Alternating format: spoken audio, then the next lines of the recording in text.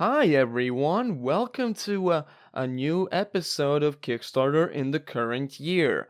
I'm going to have to be very super careful today because apparently, even though I haven't even been monetized yet, I'm already getting unfortunately fondled by YouTube system and algorithms because for some reason the previous video just didn't do very well and wasn't showing up in people's feeds or recommendations. I then realized it was probably because the title had the P word in it. And by the P word, I mean literally the word P. So, that's where we're at on this platform at this point.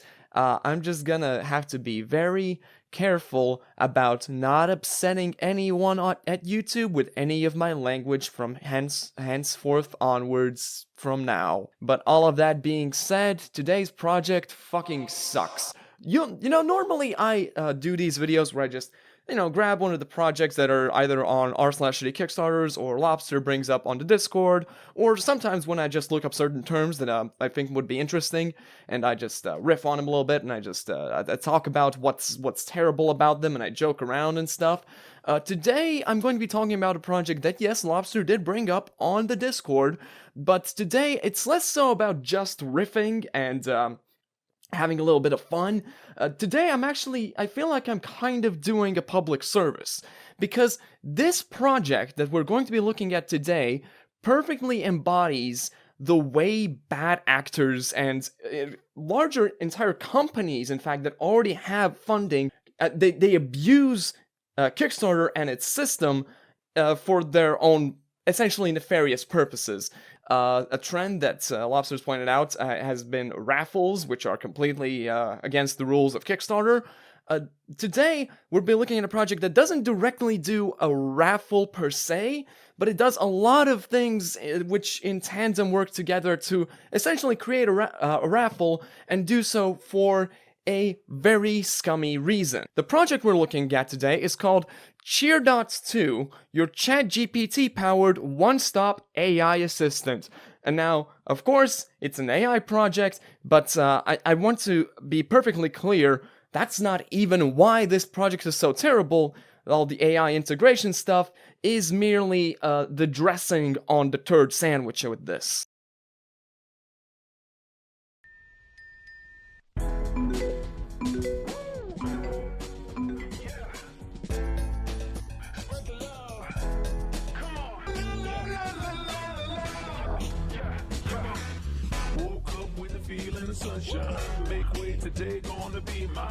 So, for the third time in this video, I gotta thank Lobster for doing the research, because I wouldn't have thought of doing all of this. I'm not really a tech-savvy guy. I don't know your computers and your chips and your ChatGPTs too well. But all of this footage, yeah, looking at it now, with the context that I've been provided on Discord, it's very obviously just random tech footage. It's random footage of completely unrelated tech products being put together. It's got random microchips. It's got USB ports and micro SD card ports and whatever else being shown in these clips that just don't add up to what the product is. It's a fucking mouse with a recorder in it. Of course, it doesn't have all of this inside of it, even if it's got like ChatGPT like in there somehow.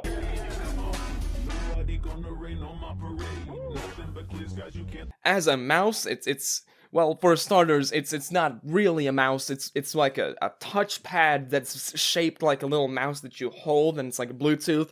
As a mouse, it's never going to be as good as like an actual functional like mechanical mouse. It's still a touchpad, and on top of that, it's going to be Bluetooth, so it's also going to be, laggy. It's not a mouse for us epic gamers. It's clearly a mouse for business heads and like developers and stuff like that, which is what they're clearly pitching this for, which is where the AI is going to come in.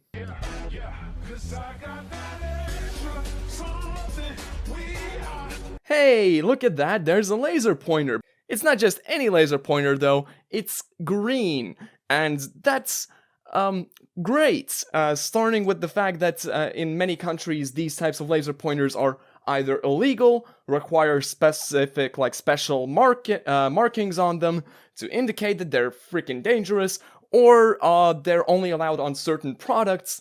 Definitely not on laser pointers you're just gonna be waving around in a room to point at your goddamn, like, stock reports or something. The human eye is incredibly sensitive to green light, and green lasers are also way more reflective than just standard little, like, red lasers or whatever. This thing is a fucking menace. What this dude has in his hands is a weapon that will blind people.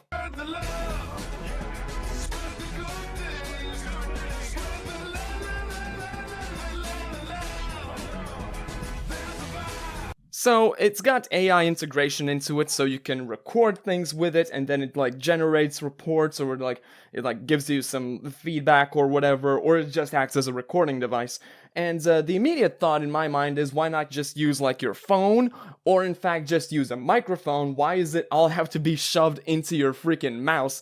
Why do you need to cram all this tech into this little tiny piece of shit that you're going to drop on the floor? Imagine this, right? Imagine my phone here is the goddamn mouse laser pointer AI recorder device, right? Imagine I'm recording this and I'm also like pointing it over there somewhere. There's like a board I'm pointing at, and I am talking to the audience over here. So I'm pointing it over there, and someone wants to speak, so I like turns this way, and the laser points directly into the eyes of Angela from marketing, and she's immediately blinded in one eye. She screams in pain. I go, Jesus Christ, I drop the fucking thing, and that's like $100 down the drain, because all of that tech crammed together is not going to be as reliable as just buying things separately. It's also going to be much cheaper to buy things separately, especially considering the fact that you're just going to have a phone. This thing is not going to replace your phone in any way, shape, or form, so it doesn't serve in any niche that would be necessary in. It's just a shittier mouse, a shittier recording device than your phone would probably be, and more limited with its what it can do using AI than like a phone or a computer or a tablet would be able to do. In fact, if you look at this clip, it requires you to interact through your phone anyway. It has to be connected to a phone, at which point, again, you have to sort of ask, why bother recording on this device, sending it to your phone with Bluetooth or whatever, when you could just be using your phone to record the meeting and taking notes and feeding that into ChatGPT or something just directly. It doesn't make any sense. But of course, no matter how much I might point out that the product itself is unnecessary and ultimately is in fact dangerous and potentially illegal for a lot of people purchasing it, that doesn't change the fact that it is an extremely successful product, a successful project in fact. It's basically acquired 1,000% of its funding goal. Granted, the funding goal was only $5,000, which is of course also a part of the fucking problem. CheerDots isn't like some little one-man team sort of deal where they're just launching their first product into the market and just want to gauge how many people might be interested in things like this. This is the second product of this type that they're making. It's called CheerDots 2 because CheerDots 1 already exists, which, by the way, if you look at some of the reviews for, well, you will find quite a mixed bag on Amazon, for example. There are plenty of negative reviews, which have also started to seep into the comment section on the current project, which is where I get into the more scummy practices this project sort of engages in. Now, before I tackle the comments, the first things I want to address is the fact that this has been a project that's been boosted and advertised to shit. In fact, it's been boosted by Backerspace, Jella, BackerMany, Kickbooster, BackerCrew, BackerRock, BackerNow, and Pledgebox. That's a lot of boosting that they've paid for, and at a certain point, when you're paying so much to have your project boosted, it becomes kind of apparent that you didn't necessarily need to launch the project to fund the creation of the product in the first place. You're, again, not kickstarting anything. This thing was already made. It could have been mass-produced already. This is just a shitty way for them to advertise, get more people to buy their goddamn product. I mean, that's so far, that's fine. But how are they tackling these negative reviews and the negative comments? There are people in the comment section of the project calling it a scam, saying they have very poor customer service and are in fact ignoring customers. In the comments themselves, you actually see people defending the product, but giving advice on how to like deal with it and what the issues are and how to resolve them, which kind of proves the point of the person making those comments, because it sure as fuck isn't the people behind the project giving that advice and helping this person fix their issues. On November 30th, the project gave an update in which they essentially announced a sort of giveaway raffle type of deal where if you leave a comment with which responds to the question of what you're going to be using this product for, they are going to be gifting you another one. And on the surface, that just seems like a sort of nice thing to do, you know? You funded your project, you are want to give another little bit of thanks to your backers, so you generate a little bit more buzz as well. Oh, it's all so sweet. Except that this completely flooded the comment section, thus attempting to bury all the negative comments and the people referring to this project as a scam and e-waste and pointing out all of its flaws. They are only gifting one of these things. No matter how many people leave comments, they're only gifting one. For the price of a single one of these mice, they're going to be completely negating and burying all negative responses. Say what you will about these people, but that is pretty clever. But like I said, the project is successful, and unless Kickstarter takes some action, noticing the fact that the video features a bunch of unrelated footage and doesn't actually show the way that the thing is put together. Or the second option, Kickstarter notices the fact that this thing has a green laser, which you can see on the video, which is, again, dangerous and illegal, and absolutely not something you need on a little mouse pointer that you're going to be pointing at screens in conference rooms. Or 3, that they're going to be taking note of this whole giveaway thing that they're doing, which essentially is halfway towards it being a raffle. Of course, people aren't directly paying to take part in the raffle. If they were, then that would call for immediate termination of the project. But this is almost like a loophole where it's not directly by paying that they enter any sort of raffle. They only enter this giveaway by backing the project and then leaving a comment.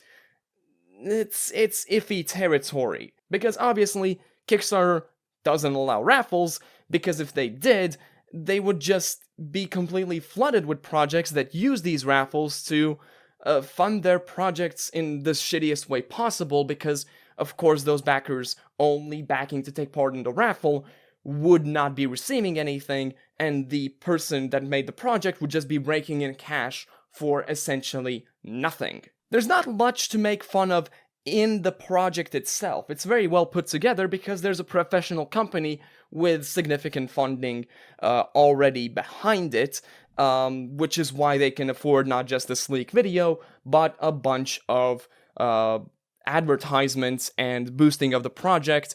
It's just extremely scummy, and this is not nearly the only project on the platform that does this.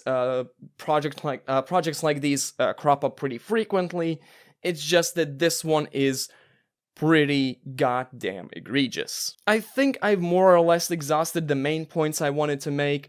The product sucks, the project is scummy, the people behind it suck, they're using extremely shitty practices to push their product, and you should just keep in mind that these things happen, and if you're active on Kickstarter, just be mindful of them. Sometimes, even if a project doesn't look absolutely horrid on the surface, even if it's well put together, even if it seems very professional and it seems like the product is going to come to you completely fine, that doesn't mean it's a good investment. That doesn't mean you aren't wasting your money where you could be just buying a bunch of different things separately. It's a tradition at this point to cram things all into one big shitty package and pretend that it's a great deal on Kickstarter, but it's very definitely not.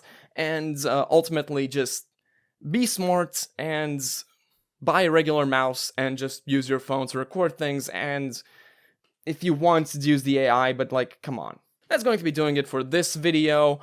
Please do leave a like and remember to subscribe. I suggest hitting the bell icon. I think this is the first time I've mentioned the bell icon, but considering the experience I just had with the previous video just never cropping up in so many people's feeds, I feel like it's worth pointing out. If you're interested in these weekly videos, that's most of what you're going to be getting notifications for, plus whatever posts I make on like updates on things. And it also does really help if you guys share this video around a little bit. As a reminder, I am gunning for 1,000 subs by the end of the year. Hopefully the documentary on Illusion that I'm working on is going to be helping with that, but at the same time, just, you know, if you think someone might be into these videos, you know, it would help. Whatever the case, tune in next time when I'll be implanting Elon Musk's AI microchip in my brain and becoming extremely anti-Semitic in seconds. I was sitting around one day, eating cereal as I do, dry, grabbing it with my hands, until suddenly I realized that it was a bit too dry. I took it into my mouth and thought, what if I added a liquid to this? I didn't have many other liquids, so I grabbed some milk. My son was there. I poured the milk into my cereal, and I ate it. How come no one has ever before thought of putting milk in their cereal?